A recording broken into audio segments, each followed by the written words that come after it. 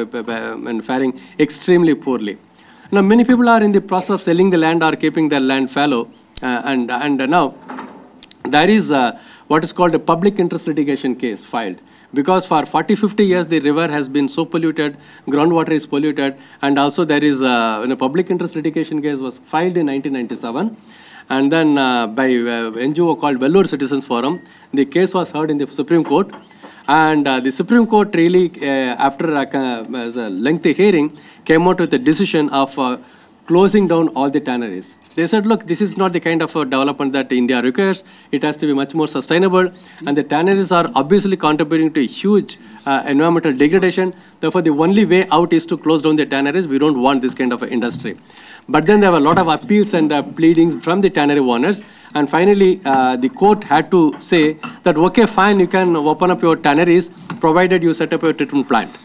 And so as smaller tanneries may not be in a position to have your own treatment plant, in which case you may join what is called the common effluent treatment plant, what is called the CETP. So such treatment plants are started, something like 18 or 22 treatment plants are started. But today the status is no better. It is exactly the same, or it is even worse.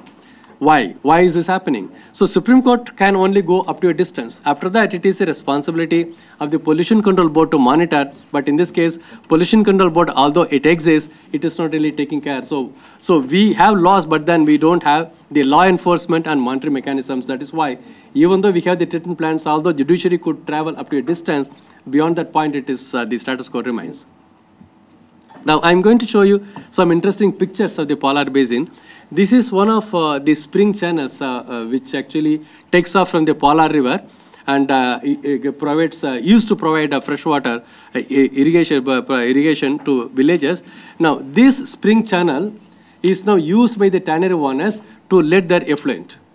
You see, it's actually rose-colored water. It is really pathetic. It's one of the century-old irrigation system, but these canals are now full of effluent. And the tannery owners, with a view to pleasing the local population, successfully renovated the temple, and then to keep the local people happy. But unfortunately, this is what they have done to the ecology. And this is another spring channel. It's now kind of a stagnated effluent water, which is contributing to the. And these are all both sides have got agricultural land. Now the agriculture is not possible anymore. And this is another spring channel, which is again carrying, and this is a small diversion weir constructed across the Polar River, which actually used to feed 317 irrigation tanks historically. Now this is a kind of a pollution load. If the water is stored, it is nothing but the polluted water, and in a dry season you will see the pollutants, all the salts and all stored in the diversion weir. This is one segment of the Polar River where you can see the salt. In the dry season, the salt is actually on top. And this is dry season, the river carries the pollution load. And this is one irrigation tank which is directly linked to the tannery. And then they happily dump their pollution load into this tank. It's an irrigation tank. And when the villagers really protest, when the panchayat protest, the tannery owners, in fact, go to the extent of lodging a police complaint and they threaten them. And they virtually take over the entire ecology. This is an irrigation land, the paddy field. You look at the paddy field, the salt in the land. This is a kind of a pollution that you see in that basin. This is an irrigation well with a full of water, but completely polluted. Not even a drop of water can be used from this well.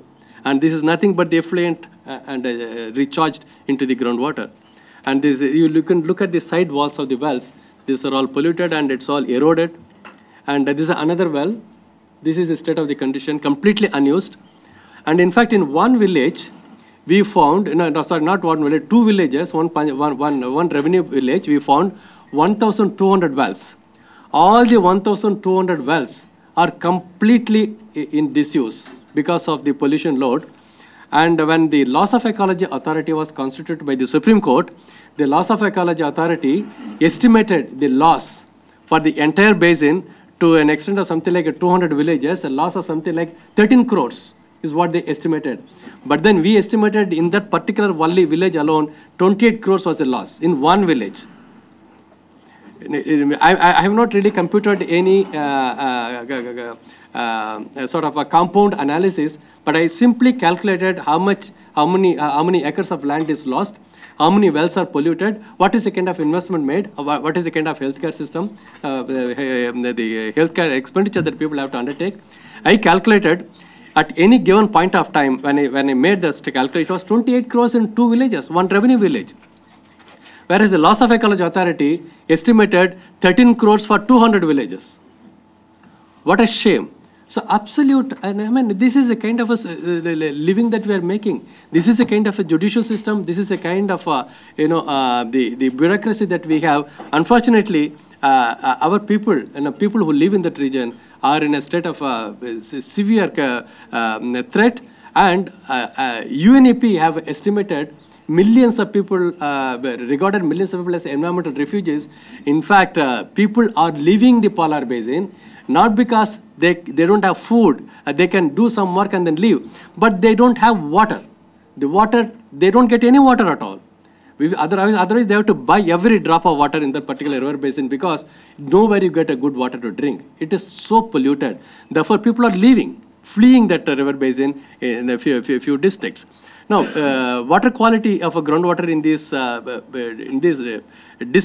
villages where we have surveyed, look at the TDS level.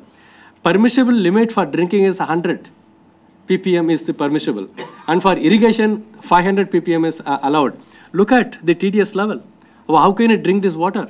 And look at the electrical conductivity and TDS, and then during the monsoon and the non-monsoon period. Even in the monsoon period, it is so high. In the dry season, it is much more. How can people live there? And interesting information, the Polar is on top of the world now. Polar River is on top of the world. And the Blacksmith Institute of New York has identified the 10 most polluted rivers in the world. Polar got the distinction of getting the 3rd place in it. It's amazing. So they have the criteria such as the size of the affected population. It has to be over 3.5 million. Severity of the toxin or the toxins involved. Impact of children's health and development. Evidence of clear pathway of contamination. Existing and reliable evidence of health impact. If you have all this, and depending upon the severity, they rate which river is the most polluted. The most polluted river is in China. The 3rd most polluted river is in India, which is Polar. So that is a state of a condition.